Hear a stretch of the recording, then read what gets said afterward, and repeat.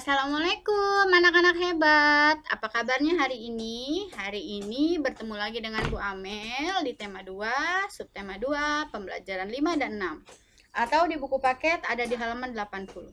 Nah, Bu Amel akan membacakan tujuan pembelajaran kita hari ini. Yang pertama, setelah kita belajar, kita harus bisa mensimulasikan kegiatan sesuai aturan yang berlaku dengan benar. Yang kedua, menyebutkan isi teks yang dibacakan dengan benar.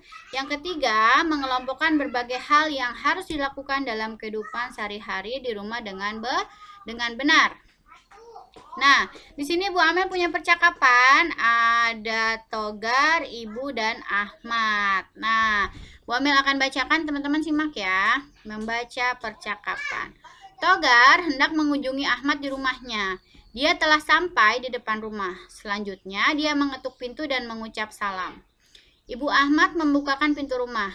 Maaf, Ahmad ada, Bu? Ada, Nak. Silakan masuk. Baik, Bu. Terima kasih. Hai, Togar. Kita jadi kemana? Ayo kita pergi ke pasar murah di kota. Lalu Ahmadnya jawab, baiklah, aku pamit Ibu dulu ya. Bu, kami pamit mau ke pasar murah. Saya juga pamit, Bu. Kalian tidak minum dulu. Terima kasih, Bu. Kami segera berangkat saja naik sepeda. Kata Ibu, baiklah, hati-hati di jalan ya, Nak. Baik, Bu. Selamat sore. Selamat sore.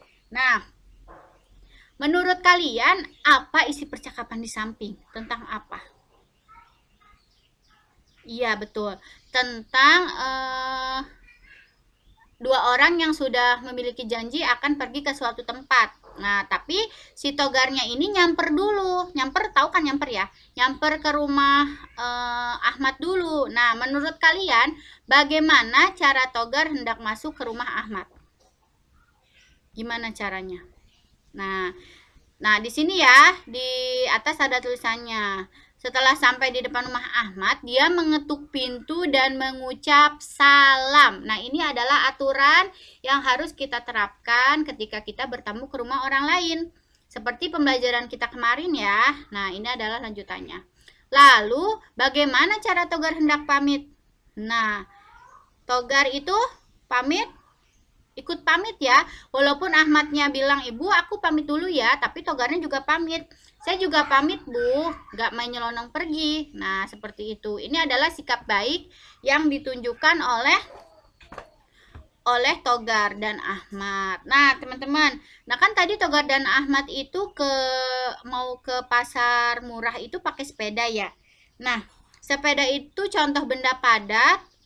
Sepedanya ya, Bu Amel tanya sepedanya, bukan bannya, bukan yang lain. Sepeda ini adalah benda padat, gas atau cair.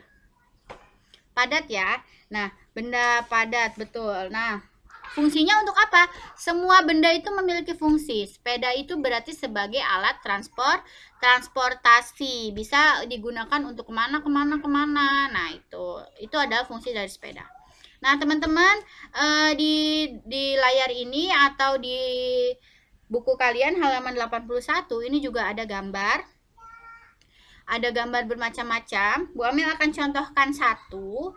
Bu Amel di sini contohkan payung. Ini tahu ya gambar apa aja ya. Nah, semua gambar yang ada di sini memiliki fungsi masing-masing dan fungsinya itu berbeda antara satu benda dan benda yang lain. Nah, kalau payung itu fungsinya untuk apa? Untuk melindungi diri saat panas. Kalau balon ini beda fungsinya dengan payung. Balon itu tidak mungkin fungsinya untuk melindungi diri saat hujan dan panas. Nggak ada hubungannya.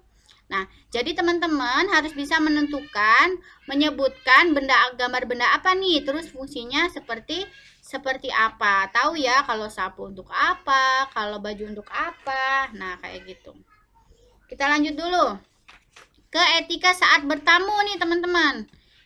Kemarin kita udah belajar, hari ini juga kita akan belajar lagi supaya apa? Supaya kita bisa mempunyai sikap sopan dan sikap santun. Nah, etika saat bertamu. Yang pertama, ini kabari dulu pemilik rumah. Bisa lewat telepon, bisa lewat WA. Kabari dulu, takutnya nanti yang punya rumahnya mau pergi atau yang punya rumahnya ini ada keperluan.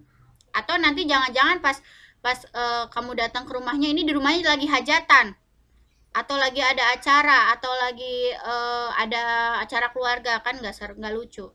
Nah, yang kedua itu usahakan datang tepat waktu. Kalau misal janjinya jam 5 sore, berarti jam 5, jangan datang pas maghrib. Nah, kayak gitu. Atau misalnya janjian jam 4, datangnya nanti jam 9, kan orang udah mau tidur. Terus bersabar sampai ada yang membukakan pintu. Kalau misalnya di rumahnya ada bel, berarti pencet aja 1-2 kali. Jangan terus-terusan dipencet. Teng tong teng tong teng tong teng tong. Nanti yang ada yang punya rumah terganggu. Atau diketok, kalau ngetok juga sewajarnya aja. Assalamualaikum, tok tok tok tok gitu. Jangan kayak orang ngajak ribut ya. Digedor-gedor gitu. Nah, harus punya etika. Nah, yang keempat ucap salam. Tadi ketika ngetok pintu berarti ucap salam. Assalamualaikum. Terus ingat waktu. Jangan bertamu saat jamnya orang tidur. Misalnya, jam 9 malam kita bertamu. Nah, orangnya kan yang punya rumah kan mau tidur juga, mau istirahat juga. Nah, terus jangan lupa jaga sikap. Tidak boleh seperti di gambar ini nih, teman-teman nih. Ini yang punya rumahnya duduk baik, duduk rapi, tapi tamunya begini. Kayaknya dia mau tiduran, bentar lagi dia nyender tidur aja. Nah, yang ini juga tidak boleh, teman-teman. Berdiri di atas kursi lalu teriak-teriak. Gak boleh di rumah orang seperti itu. Nah, ini yang tadi Bu Amel ceritakan. Ketok pintu, tapi ngetoknya seperti ngajak ribut. Dor gitu. Atau teriak-teriak. Atau seperti ini lari-lari. Lari-lari di rumah orang juga nggak boleh. Nah, seperti itu. Nah, kita harus menjaga sikap. Yang ketujuh, nah ini nih. Jika ada tamu lain di rumah itu, maka perkenalkan diri kalian kepada tamu tersebut.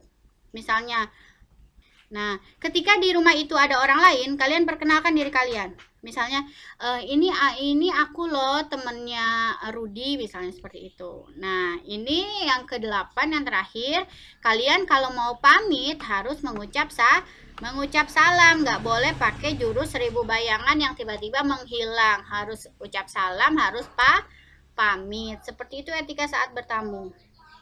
Nah, hari ini kita udah belajar mengelompokkan benda dan menyebutkan fungsinya.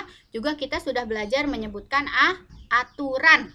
Nah, hari ini tugasnya adalah ayo berlatih halaman 82.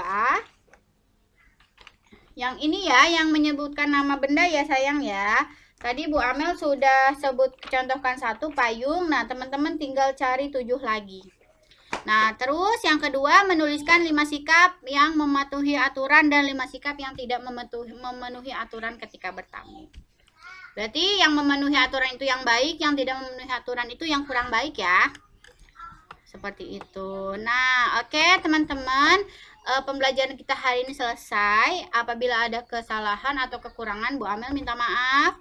Kalau misalnya ada yang mau bertanya, boleh menghubungi Bu Amel atau menghubungi walasnya masing-masing ya. Terima kasih. Sekian dari Bu Amel. Assalamualaikum warahmatullahi wabarakatuh. Semangat terus.